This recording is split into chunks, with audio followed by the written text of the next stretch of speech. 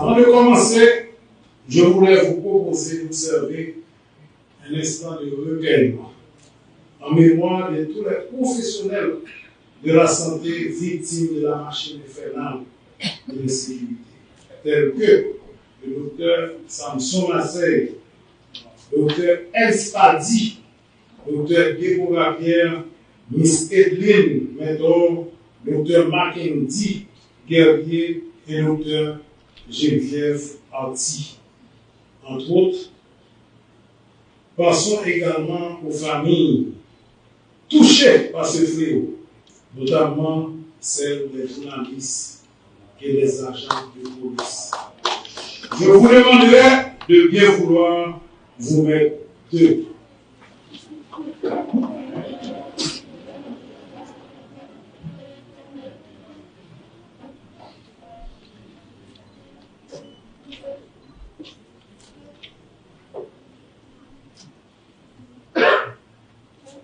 Merci. Aujourd'hui, j'accepte de prendre les rênes du MSCP à un moment décisif de l'histoire de notre pays. Dans un contexte extrêmement difficile, par obligation citoyenne, je réponds à cet appel dans le dessein de pouvoir contribuer à l'amélioration du système sanitaire d'Haïti.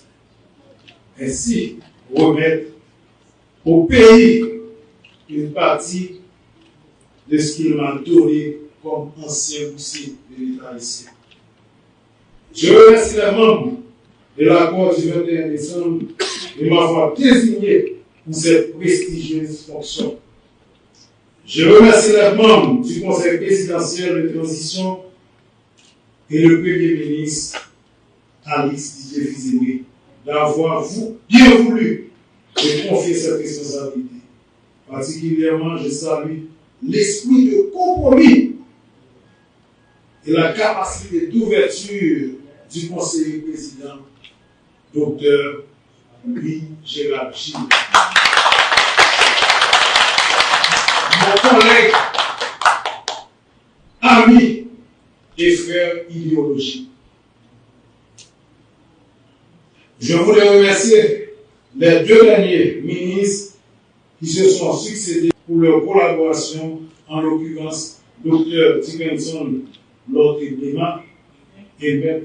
Patrick Pellissier, mon collègue du ministère de la Justice et de la Sécurité publique, pour avoir exercé au pied levé la fonction de ministre de la Santé publique par intérim. Mesdames, Messieurs, distingués invités, peuple haïtien, l'article 19 de la Constitution haïtienne fait obligation à l'État de garantir le droit à la vie, à la santé, au respect de la personne humaine, à tous les citoyens sans distinction de couleur et situation économique ou géographique. Indépendamment des crises que connaît le pays, le MSPP garantit l'accès aux soins à celles et ceux qui sont malades. Tout comme nous devons lutter pour éviter au reste de la population de tomber malade. Comme vous le savez, les défis sont de taille, les chantiers sont nombreux et le contexte est de plus en plus difficile. Cependant, à l'instar de mes prédécesseurs, à la tête de ce ministère, je mettrai tout en œuvre pour que le MSPP soit à la hauteur de sa mission. Nous sommes conscients que nous n'aurons pas le temps d'aborder tous les piliers du système de santé durant notre passage. Mais, d'entrée de jeu, je partage avec vous notre vision qui est simple et claire. Nous allons faire de notre mieux pour déconcentrer les services du ministère et celle le plus possible vers la décentralisation en vue de garantir l'égal accès aux soins de santé sur tout le territoire national. Du coup, priorité sera accordée à quelques axes importants et des aspects clés du domaine de la santé publique. La première grande priorité, l'accès aux soins, c'est-à-dire les hôpitaux doivent bien fonctionner, public comme privé. Il faut que nous bataillons pour faciliter l'hôpital qui a fonctionné, continuer à fonctionner, sauver la vie haïtienne de dignité. Quitte l'hôpital public, quitte le privé. Et puis nous allons continuer à lutter chaque jour plus pour réouvrir l'hôpital qui ferme avec support l'État et en plus implication communautaire. En même temps, tout, en attendant nous rétablir continuité de service dans l'institution sanitaire, nous comptons renforcer la campagne de sensibilisation clinique mobile à l'autre activité de prévention dans le camp qui est frais avec celles qui déplacent pour obliger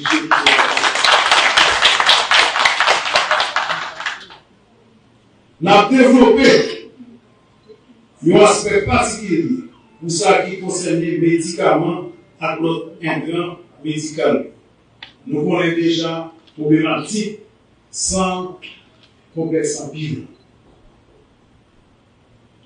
C'est pour ça que nous avons continué à réfléchir et puis bien rapide pour prendre plus bonne décision sur le dossier sécurité transfusionnelle. Nous avons un passage de Taïwan qui là, nous commençons à parler avec elle qui promet nous très prochainement nous allons chita avec homologue de Taïwanais pour agir là-dessus sur l'activité ça. Le deuxième pilier, c'est le financement pour les couches les plus vulnérables, notamment les femmes enceintes et les enfants. C'est un sujet qui peut occuper un pile, parce que nous songez la première expérience professionnellement, c'est la santé scolaire, dans le ministère de l'Éducation nationale. Avant moi d'être directeur de l'hôpital pour ça, en plus, dans le Parlement, pendant 2 mandats, nous avons présenté une loi pour financer la santé maternelle et infantile. Loi ça a été maternité sans risque. Nous avons des chances d'étudier dans nos pays côté femmes enceintes pas qu'on mourir dans l'accouchement, on a bail la vie à notre monde. Même Jean-Brigade qui va représenter la famille dans la profession, c'est l'hôtel qui aime. Mais si nous tout, pas de gens poser mon oui dans le plus bas l'âge. Avec dit, n'a pas jusqu'à 5 ans.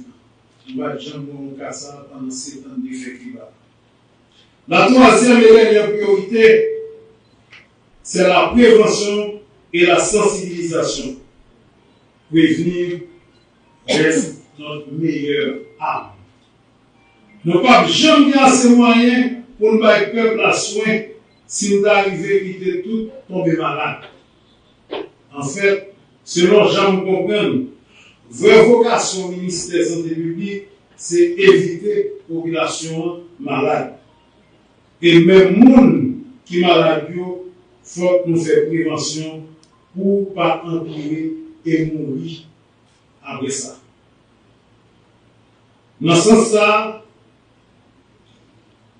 nous sommes vraiment intéressés à chercher moyens pour développer nos centres de radiothérapie pour lutter contre le cancer pays à M. Ça. Nous avons tourné sur l'ambassade de Taïwan une autre fois. Nous avons fait discussion avec sur nos centres oncologiques qui va des chimio, qui va des opérations, la radiothérapie. Il faut mettre nous, dans ce temps, faire homologue là qu'on est, nous allons discuter ça le 4 dans la cour Genève avec tout Taïwanais qui a pris présent dans l'activité. Il faut que nous disions ça, c'est une plus volonté de Dr. Michel Agile comme OBGN, les obstétriciens gynécologues. Moi, c'est le premier par l'IFE vers l'ambassadeur Taïwan. M. Honorable Guillaume, nous allons continuer à faire notre part pour accoucher sans radiothérapie au pays. Sur ce, nous organisons une campagne massive d'éducation et de sensibilisation au profit de la population en général et des jeunes en particulier sur la vaccination, la prévention des maladies transmissibles et non transmissibles, les bonnes pratiques d'hygiène avec les services d'hygiène publique. C'est là, collègues, maîtres policiers, nous allons travailler ensemble pour nous bailler officiers sanitaires en pile pouvoir pour contrôler le restaurant, maquette, l'abattoir, tout côté de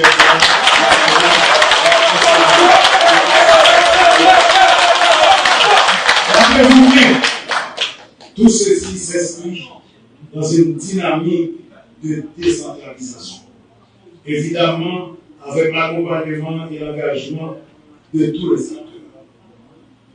Alors, pour réaliser cette vision, il nous faudra des ressources. Et comme l'aurait dit Sylvie Saint-Onge, la plus importante des ressources, ce sont les ressources humaines. Le MSPP existe grâce à ces ressources humaines. Grâce à vous. Personnel de soutien et administratif, médecins, infirmiers et infirmières, sages-femmes, pharmaciens, dentistes, techniciens de laboratoire, secouristes, ASCP et la grille. Une fois de plus, nous sommes conscients des difficultés existantes. Toutefois, aucun chantier ne sera négligé. En ce sens, j'en appelle à la participation de tous.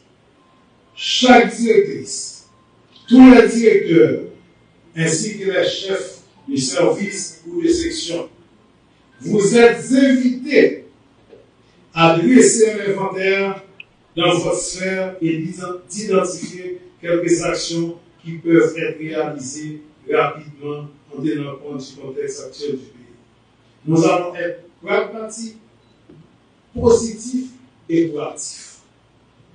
Durant les 30 premiers jours, le pays doit obligatoirement percevoir votre engagement en fournissant des soins et services de qualité à la population. Nous sommes témoins d'une migration massive des médecins et des infirmières. Je promets de prendre en considération la situation du personnel de santé. Nous prenons l'importance à valeur monde. Nous comprenons le sacrifice nous fait pour nous aider à vivre dans le pays. En engager nous chaque dans le niveau PAN pour changer ça.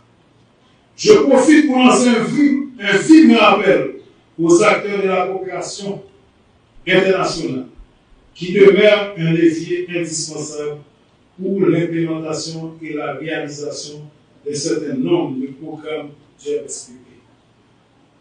Plus que jamais, je compte sur vous. Un grand hommage pour votre support et votre présence aux côtés de la population haïtienne. Je serai très attentif aux actions de nos partenaires à travers tous les territoires nationaux. Je sais que certains me perçoivent comme un homme politique. Éventuellement, vont jusqu'à me prêter une certaine allégeance politique pour avoir été député du peuple durant 2 législatures, membre de partis politiques et issu d'un accord politique 21 décembre. Cependant, ceux qui me côtoient savent que j'ai toujours été très impatient, équilibré et sensible aux questions de santé publique ainsi que la santé collective. Mais je vous assure que durant mon passage, le MSPP sera très technique et fidèle à sa mission de garantir la santé à tous les citoyens ainsi que je fais appel à toutes les énergies, à toutes les bonnes volontés pour qu'ensemble nous puissions combler les attentes de la population haïtienne en matière de santé. Et moi, je saurais m'inspirer des valeurs des différents ministres qui ont dirigé ce ministère plus récemment. La sagesse et le respect de la parole du docteur Alex Hassen, que je profite pour remercier publiquement.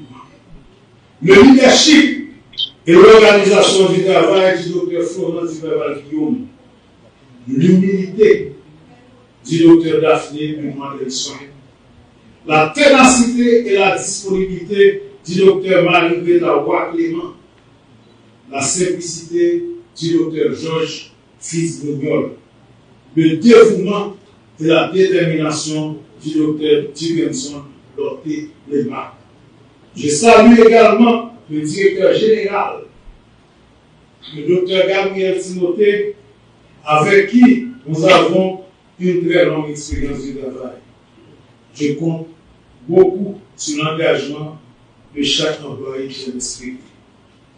Du niveau central jusqu'à la périphérie, départementale, communale, section communale. Désormais, nous avons tous ensemble la mission de conduire la politique de santé de notre cher Haïti.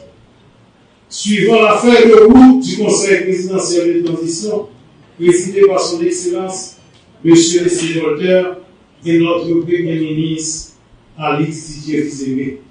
C'est une mission de transformation, de progrès et surtout d'humanité. Nous avons devant nous un chemin difficile, mais je crois que la santé de notre peuple mérite chaque effort et chaque sacrifice que nous allons consentir. Le temps n'est plus aux palabres, le temps n'est plus aux longs discours, le temps est au travail. En nous mettant ensemble pour le travail pour bailler pays à sécurité. Sécurité physique, sécurité alimentaire, sécurité sanitaire et la vie. Pour nous bailler peuple là, bon gens service à la santé, moi compter sur la collaboration de notre. Merci.